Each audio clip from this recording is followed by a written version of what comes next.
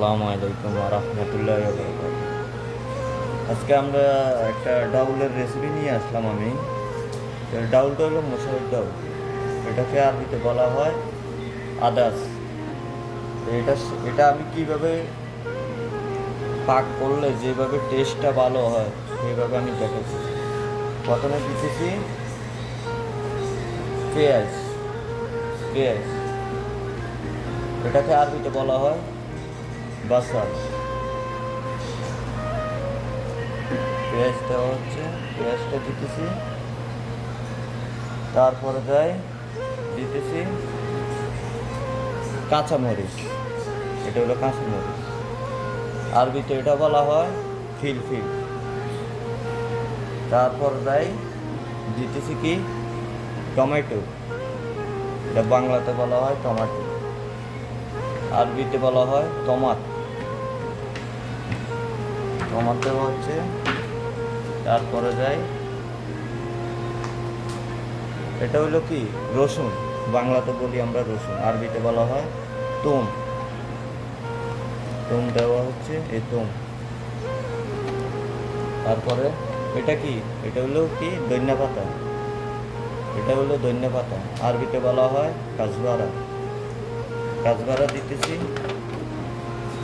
তারপরে সবাই তো বলে যে কীভাবে পাকালে যে ডাউলের টেস্টটা ভালো হয়। আপনারা একবার এইভাবে পাক করে দেখবেন, যে খাবে একবার সবসময় আপনার কথা মনে রাখবেন।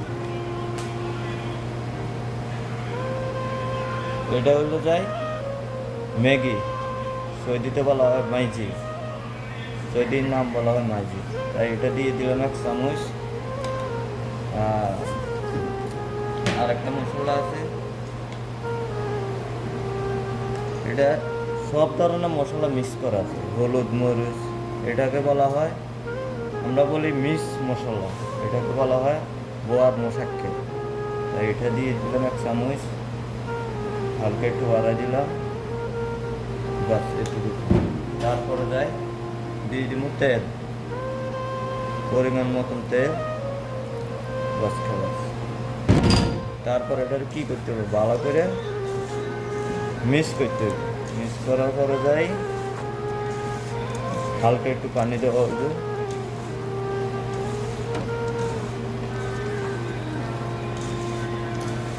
আসলে মশারির ডাউল পাকানোর প্রসেসটা হলো এইভাবে।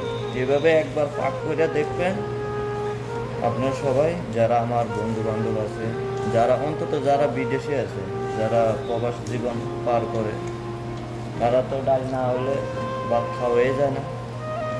তাই এইভাবে যদি ডাউলটা পাকায় না, মনে করেন ভাত আপনি 1 প্লেটের জায়গায় 2-3 প্লেট খাইতে পারবেন। এভাবে কষানোর পরে ভালো করে মিক্স করতে হবে। আমরা এই যে বানাইতেছি ডাউলটা, এটা কিন্তু বিক্রি করার জন্য না, এটা হলো আমরা নিজে খাওয়ার জন্য। আমরা মানুষ আছি কয়জন, 5-6 জন। মনে করেন যেভাবে পাক করতেছি, মানুষ 3 জনে এগুলো ডাউল খাই লাগবে, বুঝছেন?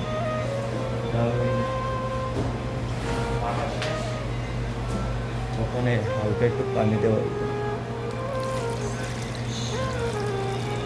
বাস এতটুকু পানি দেওয়ার পরে এটার আমি ভালো করে কী করতে হইব, কষাইতে হইব, আগুন দিয়ে কষাইতে হইব। কষানোর পরে এটার লুকটা দেখুন, এটা ভালো করে কষানোর পরে ডাউলটা সিদ্ধ হইব। সিদ্ধ হওয়ার পরে হালকা একটু পানি দেওয়া হইব, গরম পানি। আমি আপনাদেরকে পুরো ভিডিওটা দেখাবো যে ডাউলটা বানানোর পরে কীরকম হয়।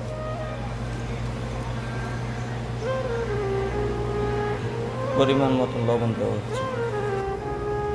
আংরার আগুনের উপরে একটা স্টিলের লোহার একটা ডান্ডা নিয়ে উপরে ভালো করে ওয়াল পেপার গাছ তেল বলা হয়, উপরে গাছ তেল লাগাইয়া এটা ভালো করে সিদ্ধ করতেছে বা কষাইতেছি। কষানোর পর আপনারা দেখুন এটা লোকটা কীরকম হয়।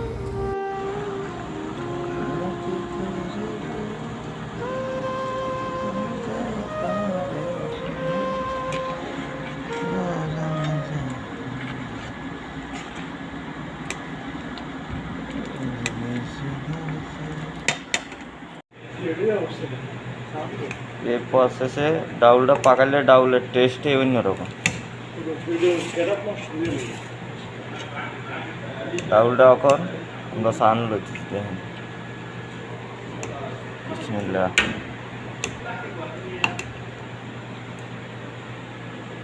ডাউলের লুকটা দেখেন।